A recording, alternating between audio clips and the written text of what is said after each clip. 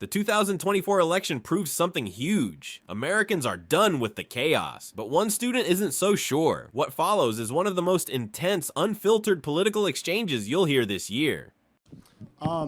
Just want to thank you for coming out here and answering all these questions to start off. My biggest problem with Donald Trump is I feel like throughout his political career, he's built it around just degrading, belittling, and insulting anybody who disagrees with him. I strongly believe that a house divided against itself cannot stand, and I think his approach to politics in the United States is making us more divided, and I think in the long term we will see... Starts off respectful, but watch closely. This student's got a big problem with Trump's tone, not his results. I don't. We won the election, so I mean, like, what is the relevant question, though? Well, the relevant question is, do you think that that approach to politics and where the stigma is right now is going to be dire in No, I think it's coming? Somewhat of a miscategorization.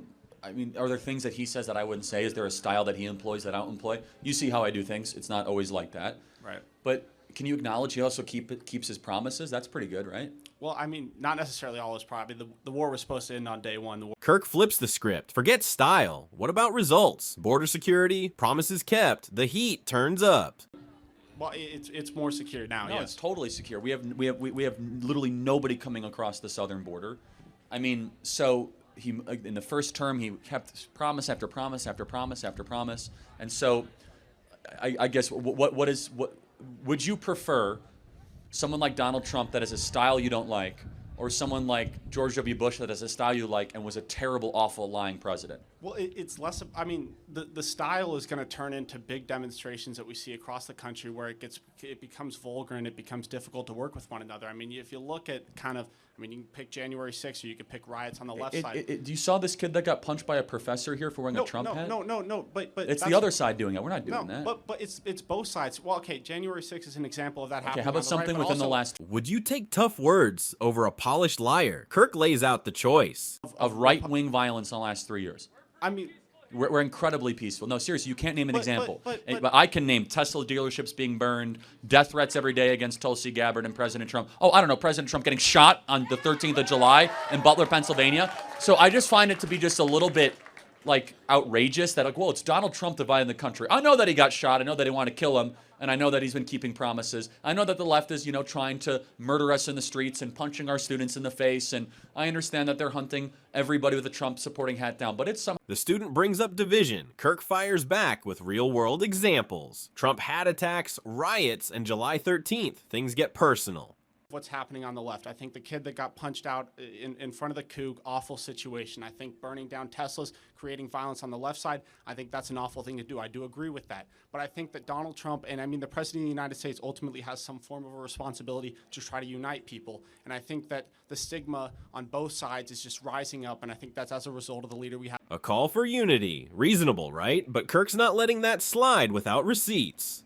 Doesn't make it any less significant, this conversation. Again, 90% of the people there did nothing violent. They walked into the Capitol. They said a prayer. They didn't touch a police officer. They didn't touch. They didn't do anything with the windows. And if we want to talk about violence, they did something with the windows. You see again, the videos of less than 10. Again, like there were like maybe 50 people that were violent there, and over 2,000 people got arrested or convicted. The largest manhunt in federal. You might think January 6th is a knockout argument, but Kirk breaks it down by numbers and context. 2020, where actually like material violent crime went up across the country. I know that you're not saying it's good. I don't agree with that. But I know, but it's just like what exactly is your issue with Trump? He says mean things. Well, I mean, yeah, to some extent. I mean, come on, man. You're more mature than that. It's ridiculous. No, but to some extent, what the thing is yeah, you can dumb it down to he says mean things, but he antagonizes the other side so far to the point come where, on, like, how? No, but it's how? Yes, how? Anybody who disagrees The guy, with him, they shot him. Oh, he's antagonizing them. that's They not try what to put I'm him in saying. jail for 700 years. Oh, he's That's not what I'm antagonizing saying. them. I'm not. That's not what I'm saying. No, I'm show me saying prior to examples. that Tell me point. exactly how Trump... What about 2020? The violence? The double standard? Kirk isn't holding back. Examples. Okay, well, I mean, from the Republican side, just as a specific instance, at a 2015 Iowa forum with John That's McCain. 10 years ago, man. But he was 60-some-odd years old 10 years ago. This Does is that an mean that we can outrageous just claim. I mean, disregard can you name anything within the last decade? that Donald Trump has done to divide Well, I mean, the like, country? seriously, it's like, oh, he's This is where things unravel. Student struggles to bring receipts. Kirk, locked and loaded. Well, Harris, a fear-mongering example where he's talking about illegal immigrants coming over and eating the cats and dogs. Well, there's a lot of evidence to show There's that Haitian... not a lot of evidence to the significance. 100%. No, You have been there's not. propagandized by the media. In Springfield, Ohio, there's literally reports of missing dogs, over 75 dogs missing, and Haitians are known, by the way, to go and pick up cats and eat them. It is part of voodoo culture. You can. Yeah, this part gets wild. Voodoo culture, cats, dogs. It's controversial, but Kirk defends it hard. A lot of truth to what Trump said. How does that antagonize the other side? Because it creates a situation where it seems like what's going on is worse than it actually is. It's offensive to a lot of illegal immigrants that look at that. Oh, it's offensive to the people that broke into our country. I'm sorry, leave. You broke into America. I'm sorry that we're offending you. I'm so sorry. You broke into our country and that you're here illegally. Did I offend you? Oh, you don't eat dog? Yeah, this part gets wild. Voodoo culture, cats, dogs. It's controversial, but Kirk defends it hard. You're going to like nitpick on things that Trump have said when he is up against an existential force that is trying to destroy this country as we know it, that is trying to debase everything we care about. Joe Biden let 10 million people into this country with no idea who they were. How is that not high treason? Well, I agree with you on the Biden administration's approach with the border was not the best, but then you can also point to when they really sat down and was like, okay, we need to make a bipartisan bill that's going to be We didn't need the bill, though. That's the thing. It was a scam. He closed the border in 10 days. So you're believing the media propaganda. Biden never needed a bill. It was a ploy.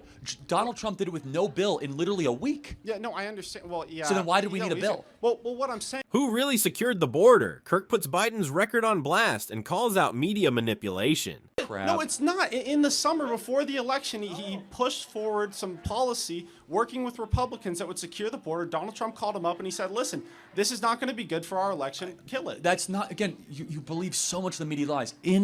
In the bill, it would have allowed 5,000 people a day to come across the border. Do you know that was in the bill? And it turns out none of that bill was necessary because Trump just closed it on day one. Again, we didn't need a bill. We needed a new president. So I'm not even sure what to make of all this, except for the fact that, like, you instead should be coming up and be like, you know what? I'm so glad that we have President Trump fighting for us every single day, not nitpicking something he said 10 years ago at an Iowa forum. I reject the entire premise. I do.